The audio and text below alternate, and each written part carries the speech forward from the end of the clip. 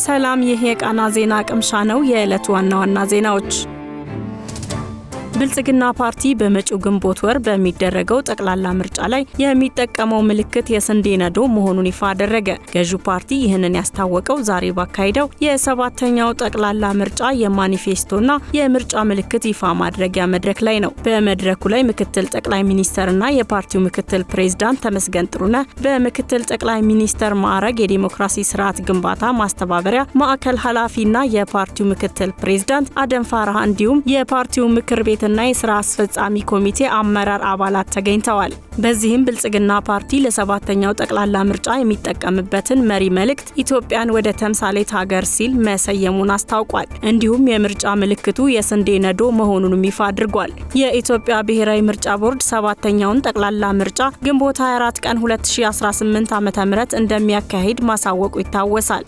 ትምህርት ሚኒስቴር በመጪዎቹ 6 ወራት በ626 ወረዳዎች 1200 የሚሆኑ የቅድመ አንደኛ ደረጃ ትምህርት ቤቶችን ለመገንባት መታቀዱን አስታወቀ።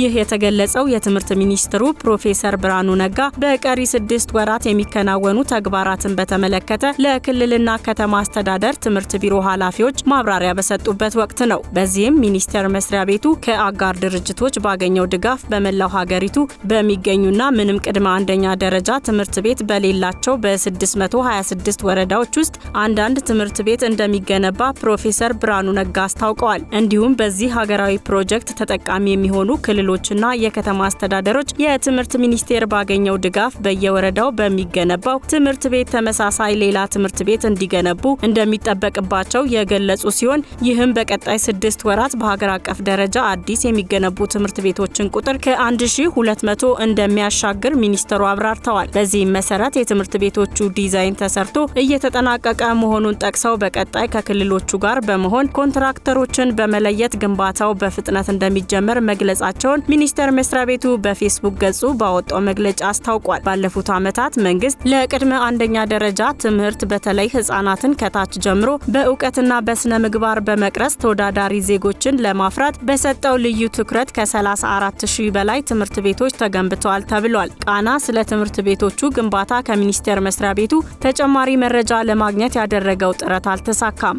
በወታደራዊ መንግስት የሚመራው የቡርኪና ፋሶ ፓርላማ በሀገሪቱ የሚገኙ ሁሉም የፖለቲካ ፓርቲዎች እንዲፈርሱ ወሰነ። በሀገሪቱ የሚገኙ ፖለቲካ ፓርቲዎች ከ3 ዓመታት በፊት ወታደራዊው መንግስት ስልጣን መያዙን ተከትሎ ምንም አይነት እንቅስቃሴ ከማድረግ ታግደው ቆይተዋል። የሀገሪቱ ባለስልጣናት ከ2 ሳምንታት በፊት የፖለቲካ ፓርቲዎችን የመበተን ውጥን እንዳላቸው አሳውቀው ነበር። የሀገሪቱ የሽግግር ፓርላማ ደግሞ በትላንትናው ዕለት በሀገሪቱ የሚገኙ የፖለቲካ ፓርቲዎችና ቡድኖች የሚመሩበትን ህግ የሚሽረው ረቂቅ ተግባራዊ እንዲሆን መወሰኑን አዣንስ ፍራንስ ፕሬስ ተመልክቻለሁ ያለውን የህግ አውጪው መግለጫ ዋቢ አድርጎ ዘግቧል። የተባበሩት መንግስታት የመብቶች ኃላፊ ቮልከር ተርክ ሀገሪቱ የፖለቲካ ፓርቲዎችን ለማገድና የሲቪክ ቦታዎችን ለመጨቆን ያሳለፈችውን ውሳኔ እንድታነሳ መጠየቃቸው ተገልጿል። የቡርኪና ፋሶ የሀገር ውስጥ ሚኒስተር ኤሚል ዜርቦ የፖለቲካ ፓርቲዎችን የማፍረስ ውጥን በተመለከተ ሲያብራሩ የፓርቲዎቹ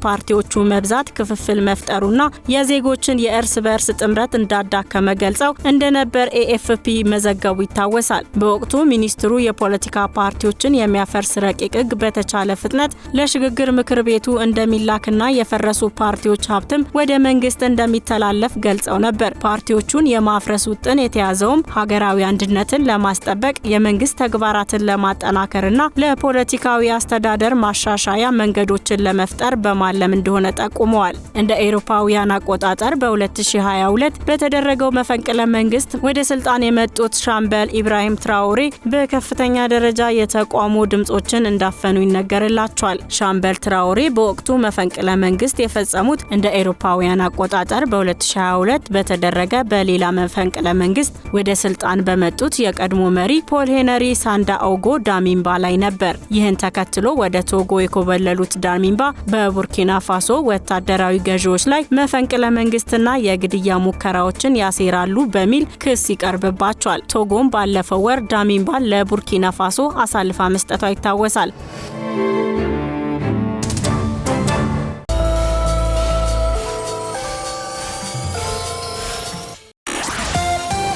የኢትዮጵያ አየር መንገድ ግሩፕ በተያዘው በጀት ዓመት የመጀመሪያዎቹ 6 ወራት $4.4 ቢሊዮን ገቢ ማግኘቱን አስታወቀ። የአየር መንገዱን የ2018 በጀት ዓመት የመጀመሪያ አጋማሽ የእቅድ አፈጻጸም አስመልክቶ የግሩፑ ዋና ስራ አስፈጻሚ መስፍን ጣሰው ዛሬ ረፋድ በአዲስ አበባ ስካይላይት ሆቴል መግለጫ ሰጥተዋል። በ2018 በጀት ዓመት የመጀመሪያው አጋማሽ $4.4 ቢሊዮን ገቢ በማግኘት ከእቅዱ የ2 በመቶ እድገት ያለው አፈጻጸም ማስመዝገብ መቻሉን አስታውቀዋል። እንዲሁም ካለፈው ተመሳሳይ ወቅት ጋር ሲነጻጸር የ14 በመቶ ብልጫ እንዳለውም ገልጸዋል። ዋና ስራ አስፈጻሚው በመግለጫቸው በ6 ወራቱ የኢትዮጵያ አየር መንገድ 10.64 ሚሊዮን ሰዎችን ማጓጓዙን ተናግረዋል። አየር መንገዱ የበረራ አድማሱን ለማስፋት በፖርቹጋል ፖርቶ፣ በቬትናም ሃኖይ እና በተባበሩት አረብ ኤምሬቶች አቡዳቢ 3 ከተሞች ዓለም አቀፍ መዳረሻ መክፈቱንም ገልጸዋል። በዚህም የተከፈቱት የዓለም አቀፍ መዳረሻዎች የአየር